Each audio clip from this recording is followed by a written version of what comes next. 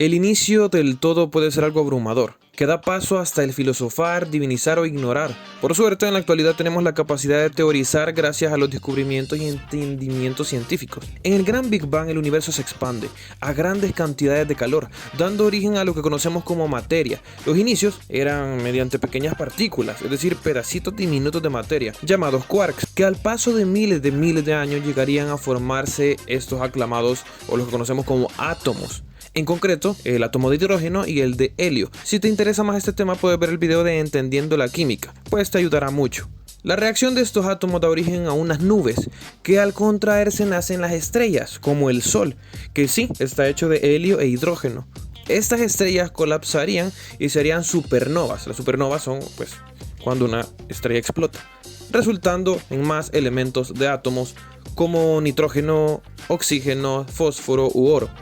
Luego de que el universo permaneciera en altas temperaturas, se empieza a enfriar, dando posibilidad de vida. Así que en su gran inmensidad encontramos un sistema solar, donde en un gran pedazo de tierra se empieza a alojar vida. Miles y miles de meteoritos que contenían agua se chocan con nuestro planeta hace millones de años. Este componente fue clave para nuestra existencia. Sí, ahí estamos nosotros, hechos de elementos y puras reacciones químicas. La Tierra es nuestra casa, debemos saber cuidarla y aprovecharla. Así que, para entenderla, toca verla desde una ciencia que literalmente su etimología es estudio de la Tierra. Así es, la geología. La Tierra está hecha de diferentes capas. La parte de afuera donde habitamos se llama corteza o litosfera, hecho de rocas y agua en los océanos. El agua, como ya dijimos, llegó en miles de meteoritos que cayeron conteniendo este líquido, evaporándose y formando nubes que cuando se hacían muy densas y no aguantaban su peso empiezan a soltar el agua y llueve, inundando el planeta. Debajo de la Tierra está la astenosfera, siendo la parte superior del manto, que está hecho de magma, es decir, roca fundida por el calor. Y luego tenemos el núcleo, el cual es una esfera metálica de mucho calor. Este calor asciende hasta el manto. Los componentes químicos empiezan a subir, el calor los hace livianos, pero entre más suben se van haciendo más fríos y más pesados.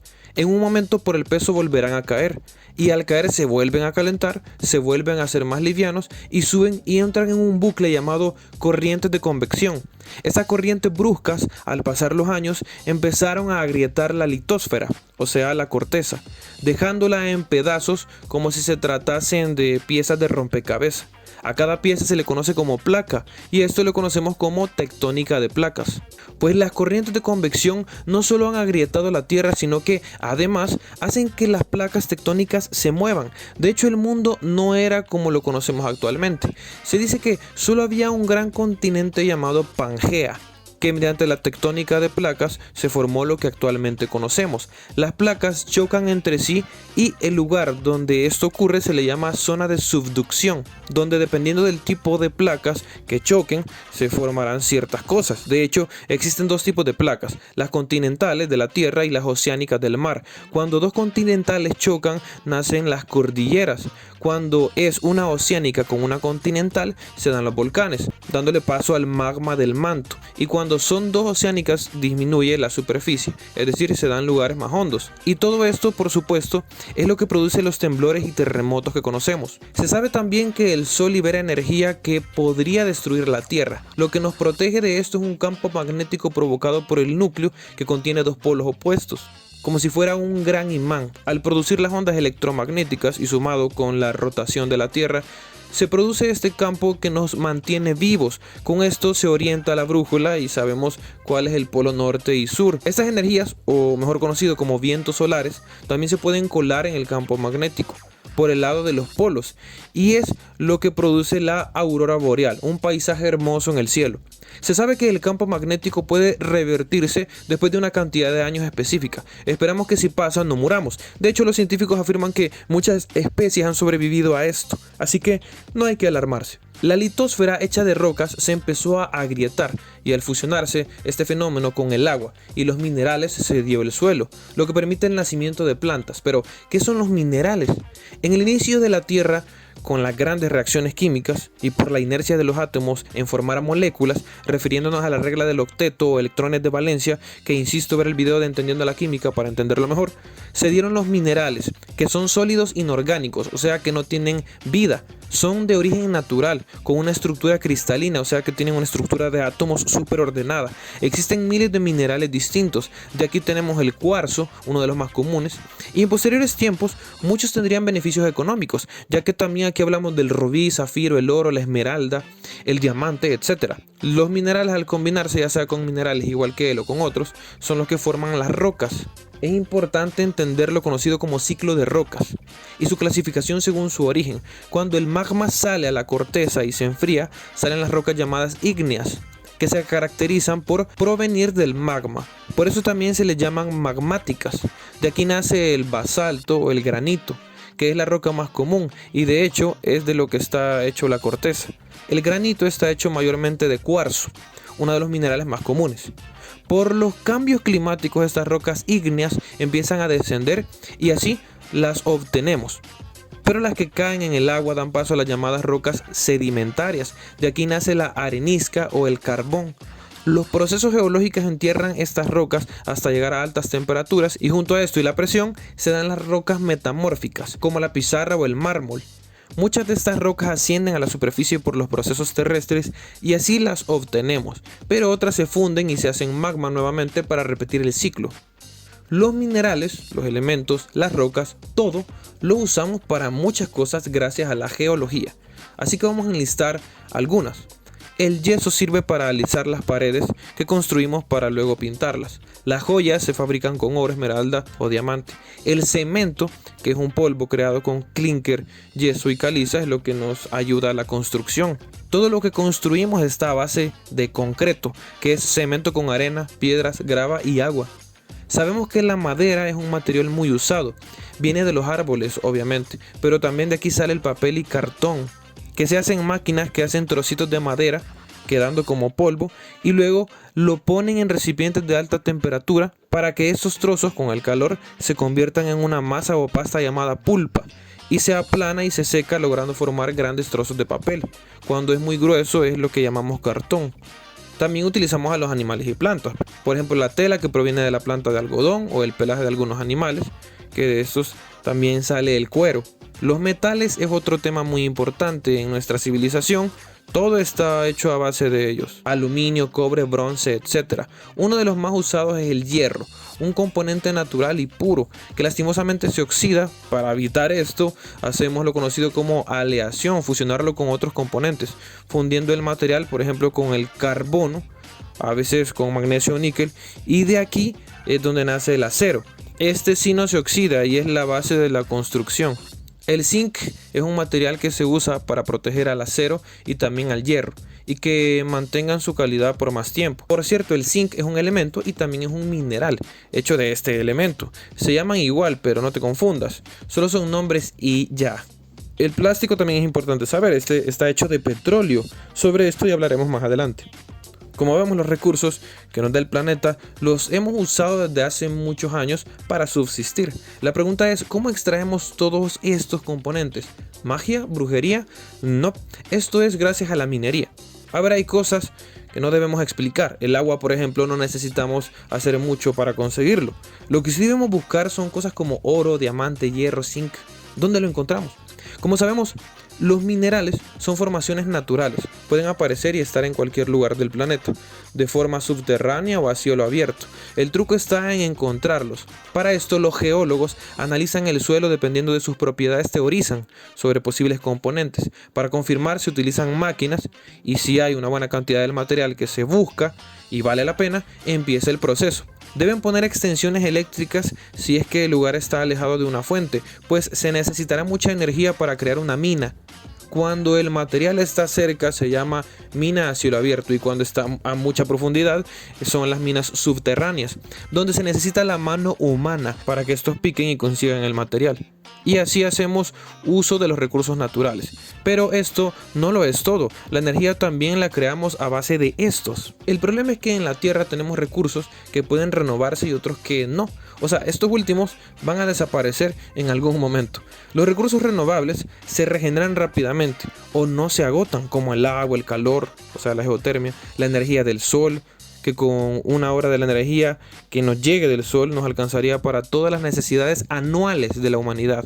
El viento también, que es una energía eólica, las plantas y animales para el alimento. Los recursos no renovables, a diferencia de los anteriores, sí se renuevan, pero de una forma demasiado lenta, que al nivel que los usamos inevitablemente se van a acabar. Aquí tenemos el petróleo y también los minerales, que aquí entra la energía nuclear por el uso del uranio y plutonio.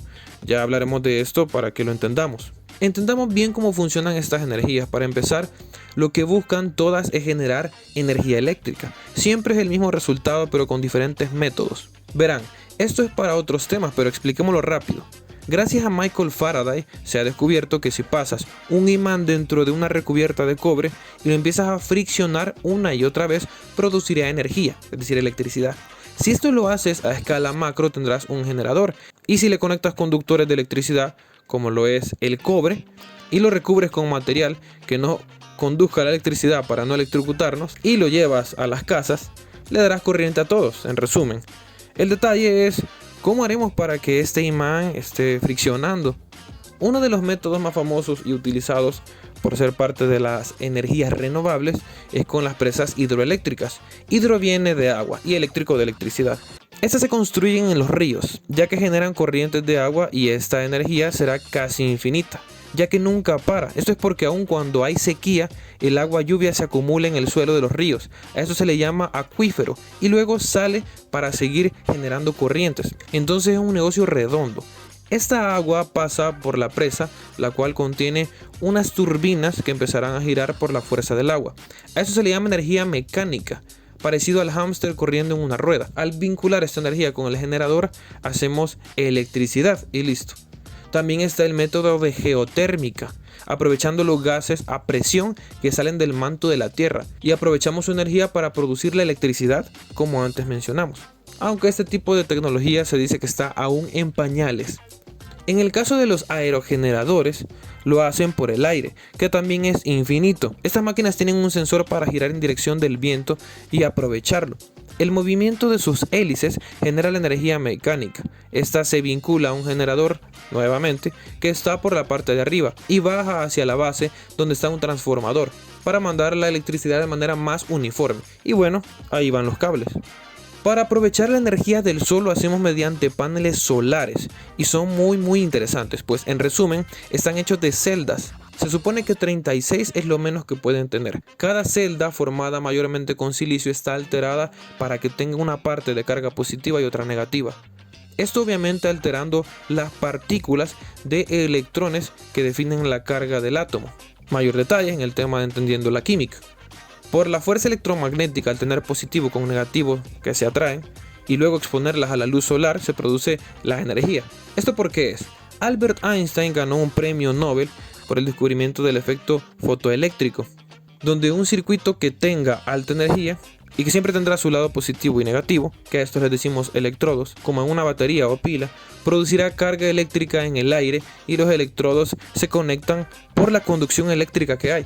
Entre más lejos están, esta carga se pierde, a menos que le llegue la luz solar, pues esta luz aumenta la carga y fortalece la conexión. Por eso en los lugares que hay mucha electricidad hay avisos, porque sin tocar nada podrías electrocutarte en el aire por la alta tensión. En la placa del panel solar, con las cargas distintas, se produce esta energía, que cuando es expuesta en el sol aumenta de manera significativa. Al poner muchas celdas juntas, la electricidad obviamente aumenta.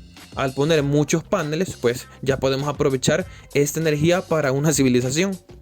Esta corriente generada se le conoce como efecto fotovoltaico, que es una variante del fotoeléctrico, y de aquí ya sale la energía directamente. Por otro lado, hacemos energías con recursos no renovables, como lo es las centrales nucleares o refinerías de petróleo. Las centrales nucleares tienen un funcionamiento fácil, usan radiación y con la energía, al juntarlo con agua, producen un vapor, que mucho de este vapor sale por unas chimeneas y otra parte da potencia a unas turbinas, como las presas hidroeléctricas, y se conectan a un generador, y el resto es historia. Lo verdadero complejo de la central nuclear es la parte de la radiación. ¿Cómo se consigue? La radiación es una energía que puede ser provocada por radioactividad, que no es lo mismo. La radioactividad es un proceso natural que ocurre en los átomos. Lo que voy a explicar a continuación lo haré asumiendo que ya viste el video de Entendiendo la Química, link en la descripción. Como sabemos, lo que define un elemento es la cantidad de protones que tiene. Estos luchan con dos energías, la electromagnética, que los intenta separar, y la fuerza nuclear fuerte, que es más fuerte y los mantiene unidos. Entre más protones se unen a la fiesta, la fuerza que los nucleones ejercen, o sea, los nucleones son las partículas del núcleo, el protón y el neutrón. Entre más protones se unen, esta fuerza puede ser más suave porque entre todos se la comparten. Es como compartirse las tareas y compensar. Entre más nucleones hay, más cómodo para las partículas. Así como cuando pagas una cuenta de Netflix. Entre más usuarios hay, se reparten la membresía y sale menos dinero a pagar. Más cómodo. El problema es que cuando ya se satura eso y hay muchos usuarios, cuando quieras entrar a ver una película o serie siempre estará ocupado y no lo podrás usar. Aquí ya no es una ventaja, es una molestia. Esto pasa con los átomos. Cuando llegamos al hierro, de 26 protones, es la estabilidad máxima de un átomo. Si le seguimos agregando, seguirá creciendo y será inestable, por lo que el hierro es el top. Todos quieren ser como el hierro. Así que entre más nucleones, el átomo es más pesado y se aleja del hierro. Y entre menos nucleones es más liviano y también se aleja del hierro. Para lograr solucionar esto existen dos procesos, la fisión o la fusión.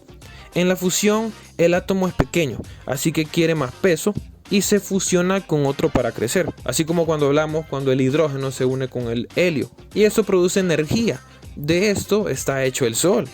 Luego está la fisión, que es todo lo contrario, cuando el átomo es tan pesado e inestable que se separa, se divide o pierde partículas para reducir su peso, disparando estas y produciendo radiación. Todos estos son procesos naturales que se viven día a día. Por eso tenemos contacto con la radioactividad todo el tiempo y emitimos radiación. Es decir, cada ser humano, animal, planta, etcétera, emite radiación, pues es un tipo de energía que nos mantiene vivos. Puedes comparar la necesidad de la radiación con el calor. El calor lo necesitamos a cierto grado, pero un exceso podría matarnos. Igual la radiación la necesitamos para vivir y que todo funcione, pero un exceso podría matarnos. Con lo antes explicado, se descubre la forma de generar energía con radiación, y es con el uranio, un átomo muy pesado e inestable. Existen dos tipos de uranio, el 238 y el 235. Este número se refiere a la cantidad de nucleones. El 235 es el radioactivo, que se usa para producir energía. El 238 no se puede usar. Una piedra de uranio encontrada en la minería siempre está hecha de 99% de uranio 238 y solo el resto es de uranio 235, que es el usable, por lo que es muy escaso y por supuesto es un material no renovable que se acabará. Otro elemento que se usa para esto es el plutonio y tampoco es renovable. La radiación se hace haciendo fisión con el uranio. Con unas máquinas especializadas se dispara un neutrón al uranio. Este, al ser tan inestable, cuando es impactado, libera otros neutrones y estos le chocan a otros uranios y generan impactos en cadena, produciendo la radiación y energía. Esto por supuesto se controla mayormente con agua, opacando la cantidad de energía y deteniéndolo, consiguiendo controlarla y producir pues la funcionalidad de la central. Si la radiación no se controlara, podría causar un desastre como el de Chernobyl, que es altamente improbable, pero fue un gran descuido. O con esto es que se crean también las bombas nucleares. La radiación, como vimos, es una energía muy común. Cada átomo de nuestro cuerpo la emite, pero cuando los átomos están neutros, esta es una radiación llamada no ionizante. Si los átomos fueran iones, es decir, cargados positivo o negativamente, transmitirían radiación ionizante. Esta es la peligrosa, porque es la más fuerte. La que sucede en las centrales, su ionización afecta a la materia. Puede afectar tus partículas si te acercas mucho. Y en los casos más comunes, desarrollar cáncer. Por ello, esta energía se debe proteger. Uno de los materiales más comunes y usados es el hormigón, pues logra contener esta energía de maravilla. Ahora hablemos del petróleo. Hace mucho tiempo, desechos orgánicos de animales muertos o plancton se alojaron en el fondo del mar. Al juntarse con ciertos minerales fueron descendiendo hasta sepultarse. La presión y temperatura por miles de años provocó algo llamado como cocina geológica, provocando el petróleo. Este es un hidrocarburo, por estar hecho de hidrógeno y carbono. El petróleo se extrae de unas piedras que tienen atrapado este líquido. La técnica se logra por los poros de esta, introduciendo una máquina especial y extrayéndolo. Se descubrió que el petróleo se podía utilizar para muchas cosas, así que empezó a ser muy demandado y usado. ¿Y en algún momento se acabará? Hay piedras que contienen petróleo, pero no tienen los poros para que sea extraído, por lo que se ocupa una técnica llamada fracking. que consta en conectar un tubo y con alta presión hacer bajar agua altamente radiactiva para que fracture las rocas y expulse el petróleo.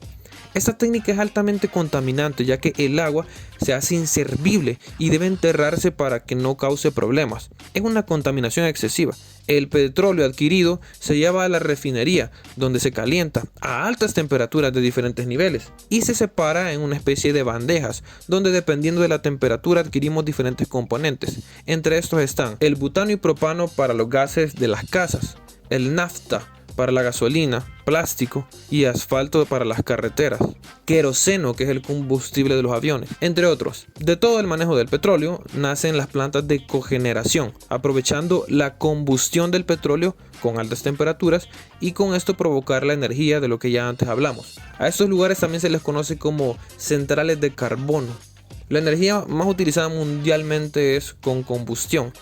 En este caso el petróleo nos abastece mundialmente y no hay que estar orgullosos de esto, pero se trabaja mucho por ir usando energías renovables.